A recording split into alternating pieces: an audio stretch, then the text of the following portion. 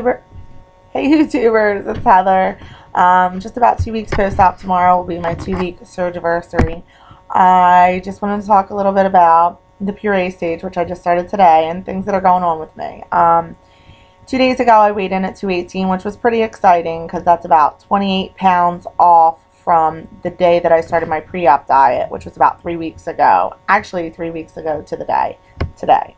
So that's like 28 pounds in 3 weeks. I was really excited. The next day I weighed in at 222. How do you gain weight when you're not eating anything, really? And then today I weighed in at 220. So I don't really know what's going on. They say that a lot of times like fat starts storing and carbs start storing in funny places. Plus probably a little bit of not bowel movements going on. So I'm trying not to get frustrated, but you know, it is frustrating when I was on a liquid diet and I gained. And plus, it could have a lot to do with my crapo scale. So I'm in the market for a new scale. So that's what's going on here. I definitely can feel a change in my clothes, so I'm happy with that. Still feeling good, feeling energized, not really needing to take a nap, so that's good. So today I started puree diet. For breakfast I had a scrambled egg, a medium scrambled egg with a tablespoon of cottage cheese, and it was really good. I'm looking on my Fitness Pal right now on my phone to tell you the calories. So 70 for the calories for the egg and 45 for the cottage cheese, which I said I put a fourth a cup in there, which it probably wasn't a fourth a cup, but we'll just leave it at that. Also I had, for lunch today, I took a small can of tuna and I mixed it with a 1/4 teaspoon of Miracle or mayonnaise, full fat mayonnaise. I didn't use low fat because I used such little. I used, I think it was 1/4 the amount of a serving, and then I split it in two, so I actually only had 1/8 of the amount of a serving. Anyways, mixed it, split it into two, and I had that for lunch. The egg went down good. Tuna fish, it's kind of sitting weird. I don't know if it's just me. I'm not used to eating food. I've been on a liquid diet for 3 weeks, so I don't know. I mean, I don't feel like I'm going to vomit or anything, but it kind of feels a little bit, I like to wash it down with something, but you know the rule, no drinking 30 minutes after you eat. And for that, it had 23 grams, or 23 calories in that little bit of mayonnaise. Crazy, right? And 50 in the tuna. So for today, I've had 188 calories with what I ate, and what I love about my Fitness Pal is it tracks your protein too. What's exciting is that amount of food that I ate with no protein shakes is 26 grams of protein. So I've been having a little bit of a problem getting in the protein. I'm sick of, like, you know, I messaged my nutritionist. She's like, Centric Nectars, Isopure, bleh. I'm sick of protein. You can still taste it. The only thing I don't mind is the unflavored and like pudding or something, but anything else I can taste the protein. I don't mind it so much, but you just get sick of it. So I'm kind of glad that I can actually eat food that'll up my protein, and my plan is to try not to drink too much, maybe add some flavored or unflavored powder, or actually what one of my favorite things to do is take a half of a sugar-free pudding and mix a whole scoop of strawberry protein powder. I use GNC 100% whey, and mix that with some skim milk, and you can taste the straw. It's like a strawberry pudding, and it tastes really good. Sometimes the protein chunks out, but it tastes really good. So my plan is to do that. Add protein where I can, and like soups, puddings, things like that, yogurt. And then at the end of the day, if I'm short a little bit, maybe I'll have some Isopure, or maybe I'll make a protein shake. We'll just say. But my nutritionist is not happy with that I was only getting like 45 grams of protein. She wants me to up it. So right now I'm getting around 400 calories.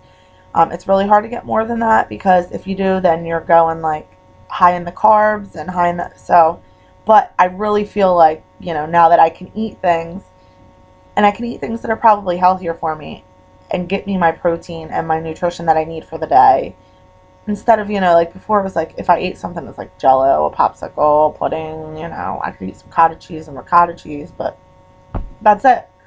So I'm feeling good, besides the weight thing.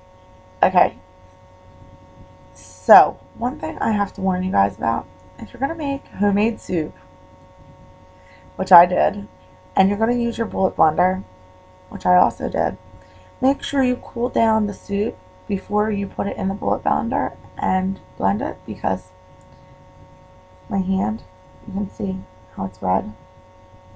Yeah.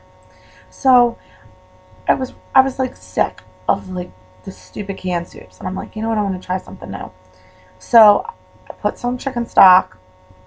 I peeled 2 medium potatoes. They were more like small potatoes because, to be honest, they had eyes on them when I peeled them, so I had to like peel the skin back. I cut the potatoes like super small, and then I put like a half a cup of frozen broccoli in there, and I boiled and boiled and boiled and boiled until it was like super mushy, and then I put it in the bullet blender and I pureed it. And while potatoes have carbs in them, it was like such little amount of carbs. But let's get to the story of what happened to me. So put it in, and I'm watching it. It's looking good. It's all pureed up. I go to turn the thing off, and it explodes. Like the top of the bullet blender exploded from the blade, and it went all over me. I had on a shirt and capri pants, and the first thing I did, of course, was scream, bloody murder. My son was upstairs. My daughter was downstairs. She was freaking. My husband was down here. He had thought I cut myself because when he looked in there, he seen the blade. And I was just hysterical. I ripped my clothes off because I didn't want it to like soak through my clothes onto my skin and like burn my clothes to my skin. I ran into the laundry room undressed. He kept saying, "Are you cut? Are you bleeding? Are you cut? Are you bleeding?" I couldn't answer him. I was just screaming. Finally, I got out. I was burnt. He took me up to the shower, threw me in the shower, sprayed me off. And luckily we have Silvadine, which is what they give in the hospital. It's like a prescription for burns, like bad burns.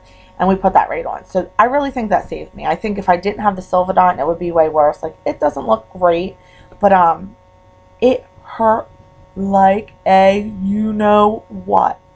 I mean, if you've had a burn before, you know. Like, I've burned myself on the stove, a little one, but this is a pretty large area, and it's on my foot a little bit too.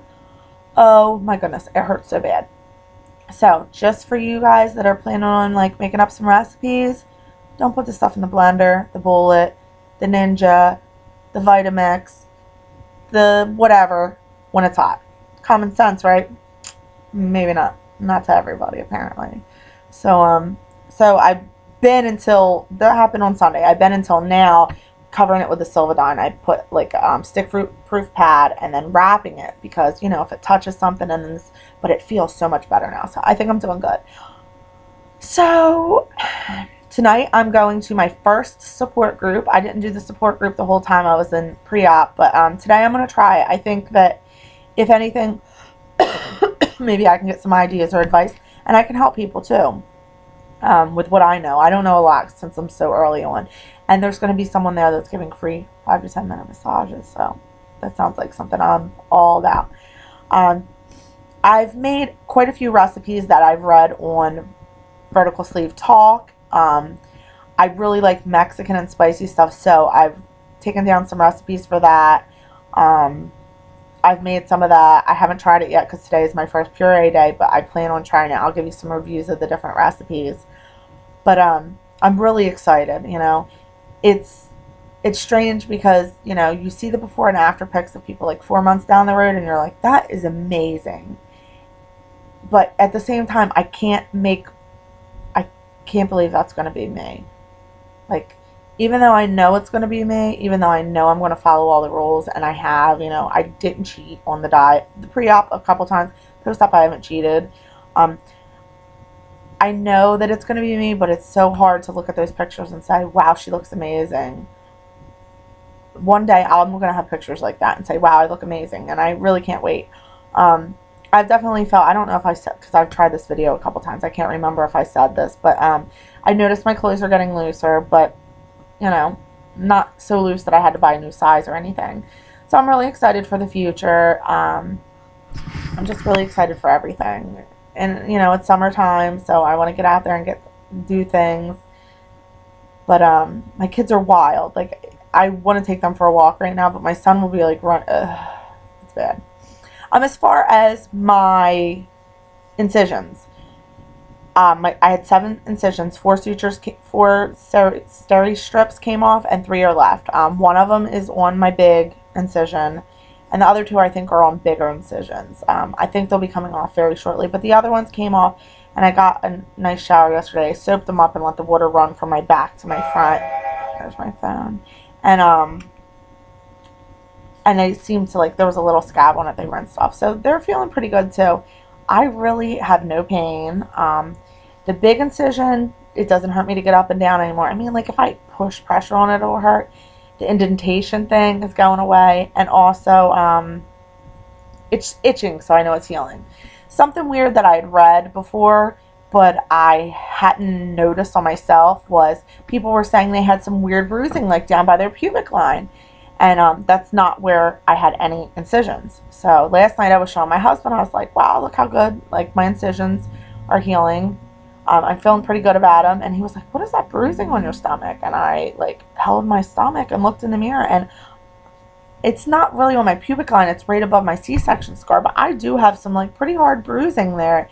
And it's weird because there's no incisions by there. I don't know if it's, like, the way they were holding me, pushing, or from the inside. I don't know, but I definitely have some bruises there, and it's kind of strange. So I don't really know what else to say. I feel like I should be better prepared and had more to say in 11 minutes than what I've said. But thanks for watching. Thanks for checking me out. If you want to subscribe, please just ask any questions. I feel like I want to have, like, a Q&A session. Like, I want to do a whole video on questions and answers that people have. And no one's really asked me any questions, so, you know. For now, I will check you guys out later, and have a nice night.